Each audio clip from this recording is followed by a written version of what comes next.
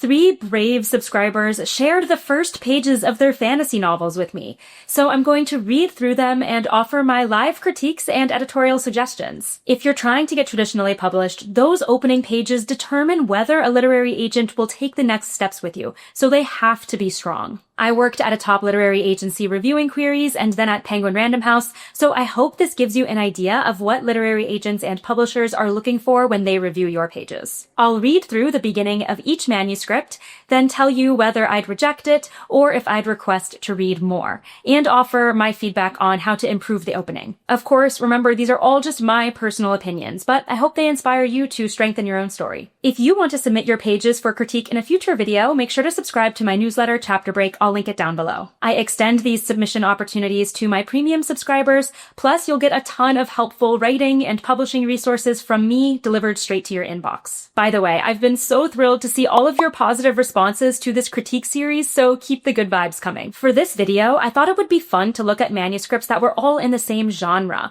So today, all of the novels are fantasy, which I know many of you are writing as well, so it's gonna be fun. Let's dive into the first manuscript, which is urban fantasy. Kendrick hit 57th and Market at just the right time, 15 minutes late. Not out of laziness, routine, precision. It gave him something to push against. He blitzed through the blocks, weaving between trash cans and potholes, darting out of sight just for the hell of it. At this point, even holding back took effort. There was no warming up with the others, not when he could lap the city before they finished stretching. Still, he showed up because Phoenix Lion's Dojang was the only place that used to surprise him. I like that we're immediately whisked into the action of Kendrick racing to go to the Dojang. It immediately grants the story momentum and urgency because he needs to get there as soon as possible. I'm not quite sure how to interpret this line about the Dojang used to surprise him, and I don't quite know how that relates to him now showing up, especially if it used to surprise him but doesn't surprise him now, but let's keep reading. Over the years, Grandmaster Lyons carved out every room with intention. His office sat on the 2nd floor, with the changing rooms farther down the hall. The 3rd floor housed a trophy room that also served as storage. Even with its 70 years of history, nearly a quarter of its space had already been claimed by Kendrick, the young prodigy who believed that training with obsessive dedication was a virtue, and moved until his limbs blurred across the worn, bright blue mats. Its walls were brick, but its bones were built from something stronger: legacy, community, and movement that never stopped. Okay, so in this paragraph, the author is taking us away from that scene of Kendrick on the streets running to the Dojang, and is now instead describing the Dojang itself, including the office. I like that we're getting these insights into what the space looks like and getting a hint at Kendrick's relationship to the Dojang with the mentions of his trophies. But it almost feels a bit premature because we haven't actually arrived at the Dojang yet from Kendrick's own perspective. He's still on the street as far as we know. So I almost wish that we got these observations when Kendrick arrived at the Dojang rather than right now in the 2nd paragraph, especially because this passage is also zooming out a bit POV-wise. We're no longer tightly focused on Kendrick. It's taking more of that kind of all-knowing narrator tone, which takes away from what's happening presently in the scene. Let's keep reading and see where this goes. The students had recently hand-painted the school violet, attempting to surprise their teacher. Kendrick still remembered that Grandmaster Lyon's expression was as sharp as his reputation. A tall black man with thin, dark, slicked-back hair, he had a way of commanding attention without even trying. Kendrick knew that, given the choice, his Grandmaster would always go for casual wear. But when he wasn't dressed in his usual suits, you would find him in his dobok, the martial arts uniform that made it clear this wasn't just a teacher, but a man who kept himself fit, his skill and discipline visible in every movement. Despite the weight of his years, his face still carried the kind of youth that made one forget his seasoned age. For all his usual militant seriousness, that day his facade cracked as he laughed loudly, breaking the tension in a way only he could, patting and hugging each student and parent. To someone passing by, the bright violet color and the welcome sign would be the first things that caught their attention. To Kendrick, this place was like his second home. Okay, so we're still getting background, expository information about the Dojang and Kendrick's relationship to the Grandmaster, which is all super helpful. In this case, we're getting a flashback to a day that was particularly meaningful for the group, which is great, but I'm questioning whether this is really the best place for that information and for that flashback. We're at the top of page 2 at this point, and we've lost sight of that present scene of Kendrick running to go to the Dojang. That action has now been paused for quite some time as we're now getting background and exposition, so the pages start to feel like they're losing momentum. Let's see where the scene goes from here. Summer classes used to be Kendrick's favorite when the dojang was at its liveliest. Even if he hated the smell of sweat and various pockets of body odor swishing around in the heat, he loved the war-aged mats under his feet. The loud kiais were thunderous enough to flood the city block. It was one of the few places where he could find excitement and stimulation. However, the thrill was now long gone, and the dojang had become a painful obligation. The challenges left years ago, and it felt like there were no peers to rival him. No one could touch him unless he wanted to be touched. The only thing he had was what would never leave him, his hunger for growth. Okay, these next two paragraphs are giving us helpful information about Kendrick's evolving relationship with the dojang. He used to love going, particularly in the summer when it was its liveliest, when he felt excited and stimulated, but we hear that now things have changed, and it feels like a painful obligation to go. Again, this is all super helpful information and helps tease out Kendrick's internal conflict, which is critical for us to know in the early pages of your manuscript, because that's what makes us care about the protagonist and want to see where their journey goes. But I feel like these passages are leaning a little bit too much into telling us rather than showing us these feelings when Kendrick is actually physically at the dojang. Could we open with a scene where he is in the dojang with his peers and we see for ourselves that no one can rival him, no one can touch him? Then we can get some beats of his internal reflection where he thinks back to summer and how it was so much better back then, but now he's just frustrated. That would be a much more dynamic scene that allows us to really see Kendrick in action in this space that is so meaningful to him and the story. Versus right now, we still haven't entered the space of the dojang. We are just describing it from an external view. I feel like I'm waiting and waiting to get there, so let's see what happens next. That hunger once again had him rushing into Phoenix Lion's dojang. Okay, looks like we're finally arriving. The school was only a 30-minute walk away for him, but if he jogged, he could make the trip in 8 minutes, give or take. Class started at 10 a.m., but Kendrick usually came no early than 10:30. He preferred his warm-ups to the ones the black belts would put the class through. Kendrick entered the dojang and peeked through the second door to assess the type of class they were having that day. Grandmaster Lions had the underbelts practicing technique. Not bad, Kendrick said. They were falling over themselves a few weeks ago, but now they seemed to have improved enough to put some strength into their strikes. You better hurry up and change, Roger said, noticing Kendrick peering through the crack of the door. He smiled and fully entered the classroom. Kendrick was a youthful, attractive teenager. His lean and muscular physique proved he always kept his body in motion. His dark dreadlocks were styled into a high ponytail that fell to the middle of his neck. The center nearly braided into neat columns. His sides were cut into a fade. 2 dreadlocks hung in the front of his face, decorated with small golden bands. His amber eyes appeared cat-like, always searching for the next thing to pique his interest. Okay, so I'm glad we're finally getting some dynamic action with Kendrick entering the dojang and interacting with some of the people there. But this paragraph I just read describing Kendrick's appearance threw me off a little bit. It feels like this novel is written in Kendrick's close third-person perspective. The opening paragraph describes what Kendrick is experiencing. Kendrick hit 57th and Market at just the right time, 15 minutes late. We get indications of his internal thoughts, with lines like, Phoenix Lion's dojang was the only place that used to surprise him. And Kendrick knew that, given the choice, his grandmaster would always go for casual wear. And summer classes used to be Kendrick's favorite, when the dojang was at its liveliest. It feels like we're experiencing the story from Kendrick's perspective. But when Roger enters the scene, we get a bit of head hopping. Let's look closely at this line. You better hurry up and change, Roger said, noticing Kendrick peering through the crack of the door. So now we have hopped into Roger's perspective, because it's Roger noticing Kendrick peeking through the door. Even though we've been in Kendrick's head up to this point, now we're hopping into Roger's. Now, Roger's a person we know absolutely nothing about. This is the first time he's been mentioned. He gets no introduction of any kind, so it's very confusing for us to suddenly go into his head. It doesn't seem like we're switching into Roger's head here because he's going to be a whole other protagonist and we're going to introduce his storyline. It feels like we're just hopping into Roger's head here for the narrator to use that as an opportunity to deliver all this information about what Kendrick looks like, because it's hard to do that when you are writing from Kendrick's perspective. While I do want to know all of these things about Kendrick's appearance, and by the way, I wish we knew he was a teenager from the very beginning, this doesn't feel like a smooth, elegant way of doing it. And it's making the hallmark mistake of third-person novels, which is head hopping. I talked about head hopping in the video I posted last week about Omniscient POV, which a lot of you had thoughts and feelings about. So I'm actually glad that we see an instance of head hopping in this example here,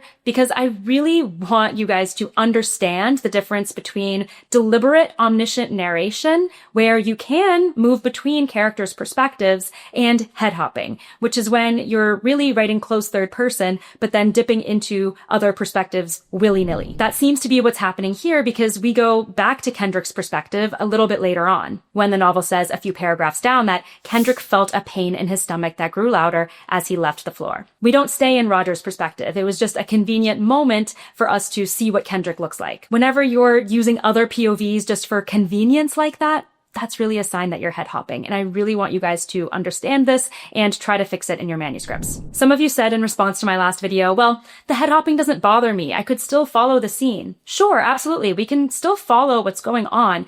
But if this head hopping continues throughout the manuscript, I promise it's going to be jarring and disorienting. And it's preventing us from getting closer to the character we actually care about, which is Kendrick. We don't frankly care about Roger, at least not at this point. So keep us in Kendrick's perspective so you can foster that connection between the reader and the protagonist. I think my two biggest notes for this author would be, one, to prioritize getting Kendrick at the dojang as soon as possible. Maybe the scene opens with him in training or at least warming up at the facility so that we can see him in that space and understand how now differs from his past experiences, the days that he kind of looks back on fondly. Show us some of those issues he's facing where he doesn't have strong rivals, where he's feeling maybe bored, he's feeling not challenged enough. Let us see that in action. That's going to be so much more powerful than telling us that Kendrick feels this way. And then my second note is about POV. Keep us closely aligned to Kendrick. I don't know if you have multiple POVs later in the story, that's totally fine, but at least for each individual scene, you want to stick to one POV. Unless you're writing true omniscient narration, which doesn't seem to be the case here. So for those reasons, I would probably pass on this manuscript in its current form, but there's a lot of potential here. All right, let's keep it rolling into the second manuscript, which is science fantasy. This one begins with a prologue. The halo of the Capimus atmosphere glowed like a nightlight in the darkness of space. Just above its surface, the great spaceship Starhawk hovered, her massive wings curved outward like a bird of prey, her long nose ready to navigate a sea of stars. In a small bedchamber toward the rear, Lyrae dreamed. Okay, so this feels like a very cinematic style opening. We have this zoomed out bird's eye view of the atmosphere. Then we zoom in closer to the surface where we see the spaceship, and then we zoom in even more on Lyrae in the bedchamber. This is indicating a more omniscient POV because we're not in any characters' heads. We're seeing the scene from afar, from a distance. Wind whistled through snow-capped peaks that surrounded an ancient complex of stone. A red sandstone monastery stood pride of place in the center. 5 tall towers encircled the large grounds. Lyrae and the figure next to her stood at the pinnacle of the highest and northernmost turret, with the mountains towering around them. A floral blanket spread like a tapestry in the valleys far below, and an eagle cried to the breeze. We get some lovely imagery here. The snow-capped peaks, the red sandstone monastery, the mountains towering around them, the floral blanket in the valleys far below. We understand that we're in Lyrae's dream, and there is kind of an ethereal quality to the descriptions. You belong here now, Lyrae. The man reached up and brushed her cheek with his fingers. You can't fly if you won't let go and trust the wind that carries you. He put his hands on each side of her neck and lay his forehead against hers, his voice a caress. Trust me. Forget what may be and live for what is right now. I'm not quite sure what to make of what this man is telling Lyrae because his language feels quite vague, and of course I don't have the context yet. And I'm not quite sure what to make of their relationship. It's suggested there's a romantic element here with him brushing her cheek with his fingers and laying his forehead against hers. But I'll forgive that for now. Of course, we don't need to know absolutely everything right up front. The man she didn't recognize either, but he gestured to the valley below. Okay, so this is actually the first time we're getting inside Lyrae's head. Even though we've been talking about her, she seems to be the central character here. We actually haven't gotten any of her internal thoughts up until this point, and we're learning that she doesn't recognize the man, which could be because she's in a dream, but in that case, I'm a little bit confused about her feelings towards these romantic gestures in the past paragraph. I wish maybe we got some of her reactions to that, even just a hint of them, so we understand if this is a man she trusts, is this a man she's attracted to, is this someone she fears? I can't really make sense of the dynamic. And then layered on top of his vague sentiments, it's all a bit confusing. The eagle circled, and she heard the flap of its mighty wings. When he spoke again, his deep voice resonated through her. History is not redeemed or destroyed by one person alone. We can change our own course, both of us. As his lips brushed hers, the scene shifted dramatically. They now stood in a dry river valley. Balls of burning pitch catapulted through the air and slammed into a huge cathedral-like building that crumbled before their eyes. She could see the man's face now, but it was transformed now by pain and fury. Okay, so it seems like they kiss here. It says, as his lips brushed hers, but we don't get Lee Ray's reaction to that when we would expect to, right? It's not like the narrative hasn't brought us into her perspective at all. It did in the previous lines, the man she didn't recognize either, and when she heard the flap of its mighty wings. So why not get us into her head here? Then whenever we switch into the scene in the dry river valley, it feels like we should understand how Lee Ray is reacting to all of this. She notices that the man's face is transformed now by pain and fury, but how does she react to that? Is she feeling the same pain and fury? I feel like we just don't have enough groundwork and context to understand the significance or the stakes of this scene at all. It goes on to say, you came here to save your own family. You've destroyed both them and our way of life in the process. Through her strong, empathetic abilities, she had linked to this man's pain, and she felt his sense of betrayal as her own. His voice broke even as he screamed, "Go back where you came from." She felt herself crumbling from within. "Leave us alone," she heard herself sobbing. "Go home." The man turned his back on her and ran back towards the burning cathedral, his polearm poised for war. The scene changed again. Okay, so we're getting some emotionality from Lee Ray, which is great, and we're getting some more dialogue, but we're still not understanding the stakes here. First, these lines of dialogue, you came here to save your own family. You've destroyed both them and our way of life in the process. There's no dialogue tag, so it's unclear if that's the man or if it's Lee Ray. I would assume it's the man, but it's not clear. If it is the man, then how does Lee Ray interpret this comment, you came here to save your own family? It doesn't seem like she chose to be here. Firstly, this is a dream, but it feels like he kind of guided her into this space as those scenes were changing, right? And then how does she react to the claim that you've destroyed both them and our way of life in the process? What is this way of life that she's destroyed? She doesn't even recognize this guy. She has no idea who he is. There is seemingly a romantic connection between them that we can't quite parse out. So it's all very confusing without a few more grounding details. And here's what really caught my attention. This next line says, through her strong empathetic abilities, she had linked to this man's pain, and she felt his sense of betrayal as her own. That is such an intriguing component of Lee Ray's identity and persona. I would have liked to see more of her empathetic abilities come throughout earlier parts of this scene when the man is interacting with her. If he's feeling romantically for her, for example,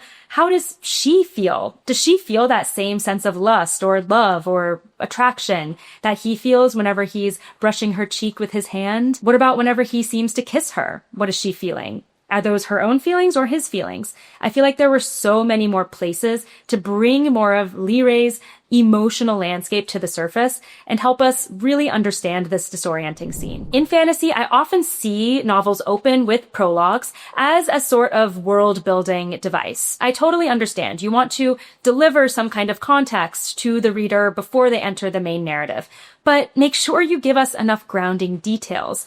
Oftentimes, I see prologues run into the issue with this manuscript, which is just that they're too disorienting, and they're not actually helping us seamlessly enter your novel's world. There's so much going on in this scene. First off, there's the fact that there's a spaceship, and Lee Ray is dreaming on that spaceship, so all of this is presumably happening in the dream, not in reality. Then there's this strange relationship with this guy, where we can't tell if they're enemies or if they're romantically involved. There's clearly some conflict between the two of them. Someone has destroyed someone's way of life, but we don't really know who those people are or who destroyed their way of life or how. Then there are all of those scene changes and the mention of Lee Ray's empathetic abilities. There's a lot to digest all at once, so I would encourage the author to think about whether this is the strongest entry point into their story. It could be that we can do away with this prologue altogether and get the necessary information about Lee Ray and this man later on in the story when it actually becomes relevant. If they determine that this is where the story needs to start,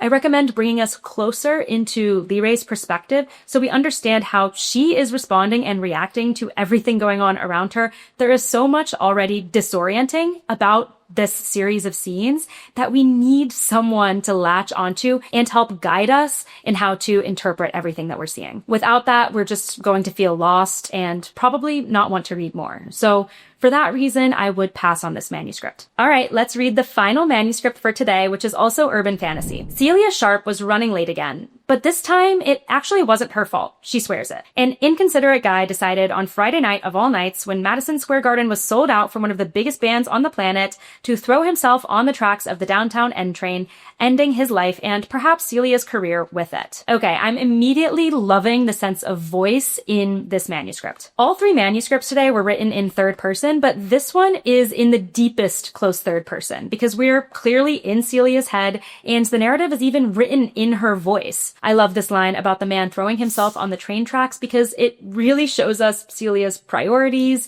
and maybe lack of empathy. Maybe she's a hardened New Yorker who just sees stuff on the streets every day and just can't be bothered by it. And all she's concerned about is her job, and she has somewhere to be. I think that line alone tells us so much about her personality. We're also immediately opening in a moment of conflict. Celia is running late, kind of similar to the first story, right? Where he was running to the dojang. That again establishes urgency and momentum and makes us want to keep reading. So let's do it. Her editor at Rock Vibe magazine swore she was already on thin ice after missing the first half of Smashing Pumpkins' set the last time they played Bowery Ballroom, and Keith Richards, of all people, made a guest appearance on stage, and she got 0 photos of it. She couldn't miss the opening of this show, or it might be her last. I love that this author immediately lays down the stakes. We know that Celia's career is on the line. If she doesn't get to this concert, she might get fired. Stakes are what make us care about a story, because if there's no stakes, you give us no reason to keep reading. Something has to be on the line for your characters, and the author has achieved that already. Sure, Celia was a native New Yorker and knew better than to assume the MTA would reliably deliver passengers to their destinations on time. She knew she'd be better off arriving everywhere 30 minutes early and assuming the worst might happen. But alas, at least she had her camera and her earplugs. That's really all she needed tonight. A sea of bodies moved through Penn Station like blood pumping through the chambers of a heart, snaking around corners and up and down escalators, out into the city or down towards the trains. The number of people moving through the train hall corridors was disorienting, and it didn't help that more than a dozen people were already dressed in costumes despite Halloween being a week away. Celia rolled her eyes as she passed a man dressed as a pirate and swore aloud when she saw the congestion of commuters backed up at the mouth of the escalator, all trying to get out of the station. Screw it. Better take the never-ending stairs 2 at a time. Her knees and thighs strained in protest, and she knew she'd be feeling it tomorrow, but it was already 16 minutes past 9. She couldn't miss this show. Okay, here we're getting some choreography of Celia moving through the station, being annoyed at the crowds and the people in the costumes. I think maybe this could all be condensed, maybe by about half, or maybe by about a third. It feels maybe like we're dragging on a beat or two too long, but that's not a huge issue. By this point, we're really eager to see her get to the show and what's going to happen when she gets there, so don't delay us for too long. Despite the fact that the opening act had already gone on and finished, hordes of people were still outside waiting to get into the venue. Celia noted that nearly everyone was dressed in black, the color of choice for fans of a band like Somber Kiss, who played atmospheric, alternative goth rock that had managed to somehow go mainstream in the last 20 years. They were a weirdly special band that both critics and fans agreed were the real deal, the type of band loved by the most authentic eyeliner-wearing, industrial rave-attending scenester, but also loved by angsty Midwestern teens considering a goth phase. At least, that's how Celia sold the importance of shooting this show to her editor. He had really wanted one of his other go-to music photographers to cover it because that guy was more dependable. But there was no way she was going to let that dweeb hijack her shoot. He wasn't even a real fan like her. Okay, so now we're getting some background on the band and why this shoot is so important to Celia, because she had put herself up for this job. I wonder if a little bit of that could be baked into the first paragraph where we learn she's running late and that her career depends on this shoot. That would bring the stakes forward even more because we'd understand that she asked to go to this shoot herself, which wasn't necessarily clear before this, but that's a small edit as well. Celia was already winded when she made it to the venue box office. Hey, she spoke into the window through heaving breaths, picking up photopass for tonight. She bent over, putting her hands on her knees as sweat dripped down her back under her leather jacket. Her camera bag was feeling heavy already and she wasn't even in the venue yet. Tonight was not the night for early exhaustion. The ticket agent whistled from behind the glass and said, "Oh, cutting it close tonight, Celia. Somber kiss might already be on." He slid her laminate through the slot in the box office window. God damn it, she had to move fast. That line, "God damn it," is a great example of how you can incorporate your POV character's thoughts directly in the narration. It's not italicized because we understand that everything we're seeing on the page is already filtered through Celia's own mind and voice. So don't be afraid to throw their internal thoughts right into the narrative. That's what's really going to make us feel like we're in the character's head. In one fluid motion, she grabbed the pass before tearing off her bag and walking through security with a sense of urgency only New Yorkers could understand. She began taking out her camera and switching out a lens, adjusting the straps over her shoulder. Thankfully, the usual security crew was working tonight and wouldn't give her any trouble. "I know you won't listen to me, Celia, but I have to tell you, you can't run," the security guard called after her as she tore through the crowd and headed for the doors that led to the arena's floor. "Sorry, Charlie, I'm late," she called back. It feels a little bit like this scene is maybe dragging on a tad bit more than necessary. Do we really need to see the interaction with the ticket officer and then with the security guard? Or could we whisk Celia into the actual concert a bit faster? It feels like there could be some choreography tightening here just to make this scene feel a bit swifter. Thankfully, she knew Madison Square Garden like the back of her hand. She'd seen countless concerts here and shot more than a dozen over the last 8 years, except for the months when she'd been sick and right after her accident last fall. Okay, so now we're hearing a little bit of backstory. The first bit of backstory we're really getting about Celia, that she had an accident last fall, so that's piquing my interest to want to know more. She once had dreams of playing here, being up on stage with her guitar, shredding licks under the same warm stage lights that had once shined on The Who, U2, Blondie, Bob Dylan, Madonna, thousands of iconic acts over decades. But she knew now that was a pipe dream. Ever since the accident, she wouldn't be shredding much of anything, let alone her guitar. I really like the work this paragraph is doing, which makes me feel further convinced that we need a little bit of tightening on the previous couple of pages to get us here faster, because I love that we're learning a little bit more about Celia's backstory and internal conflict. It seemed that she had to give up her dreams due to this accident, so it's clear she's faced hardship in the past, and we want to know more about it. But she couldn't think about that now because the house lights were dimming, and the nearly sold-out crowd roared with an expectant frenzy. The band was about to come out. She hopped down 3 or 4 steps at a time, thankful she managed not to break either her neck or her camera, and sighed to herself when she hit the floor. "I made it," Celia announced under her breath as she slid into the photo pit by the front of the stage. No one could hear her over the cries of the crowd as moody fog began creeping across the stage and pouring over those in the front row. Now that she'd stopped running, Celia could feel how much her knees throbbed, never mind the dull ache in her back. A flare was imminent, so she grabbed for the pills in her bag and quickly dry swallowed them, shoving her earplugs into her ears. Okay, so now we're seeing this accident actually impact Celia in the present, which is great. I wonder if we could actually rearrange things in this scene slightly so that we see her feel that ache first, and then that's what prompts her to reflect on her accident. That would be a bit of a smoother way of delivering that exposition. But it's great that the author is bringing in that literal and emotional pain to the surface of the scene. It really helps us understand Celia's emotional landscape and internal conflict. Hopefully that would help ward off the pain for the next 20 minutes while she shot. Then she'd worry about a possible episode tomorrow. That was future Celia's problem. For now, she was okay. She took a deep centering breath and draped her camera over her neck. In for 5 seconds, out for 5 seconds. She wouldn't pass out because she was in her happy place. Even with the stress of the world and chaos of daily life, there was no greater place on earth than a concert, especially in those fateful final moments before the big act walked on stage. The building was buzzing with anticipation, vibrating with excitement, teeming with a blood-pumping vigor that made the arena feel alive.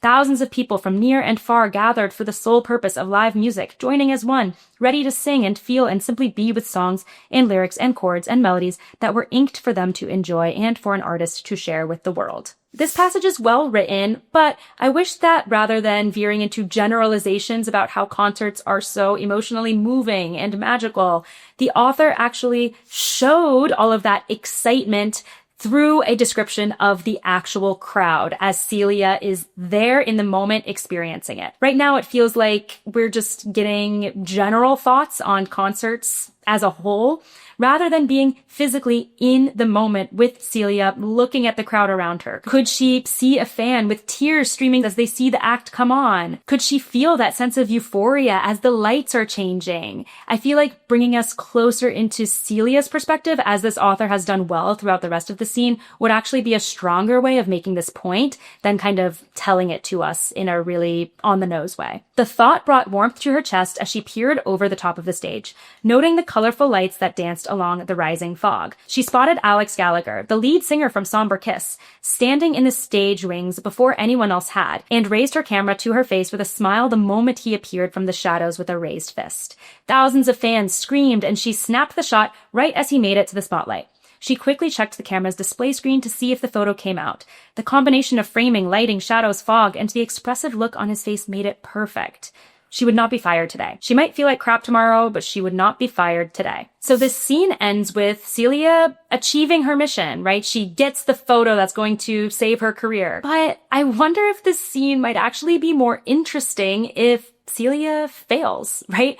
What if she thought she got the photo, then she looks at her camera roll and it's black. It didn't turn out. Or it was cropped improperly. Creating some conflict at the end of this scene, I think would actually propel us into the rest of the story more effectively. Because right now, things feel quite resolved. And anytime things are resolved in your manuscript, then you're kind of giving the reader an opportunity to say, all right, well, that was cool, and not keep reading. In your opening pages especially, you want to give us absolutely no other choice but to continue reading. So I'd encourage this author to brainstorm some ways to introduce a little bit of conflict at the end of this scene. If they need her to get the photo for plot purposes, then that's totally fine, but what if she sees someone she didn't want to run into at the concert? That could be a way to introduce more conflict. And then you're going to make the reader wonder how that conflict is going to play out in the coming scenes. Overall, I liked this manuscript. The writer clearly has chops, a good sense of POV and voice. So if I liked the rest of their pitch in their query letter, I would probably request to read more. Let's give a huge collective thank you to all of the authors who submitted their work today. It is not an easy thing to do, and you're helping all your fellow writers who are watching. Remember to sign up to Chapter Break and join the premium tier if you'd like to submit your pages for a potential critique. If you're ready to dive in and strengthen your own first pages, make sure to watch this video where I critique 18 opening lines submitted by you and choose my 3 favorites. Thanks so much for watching, and happy writing.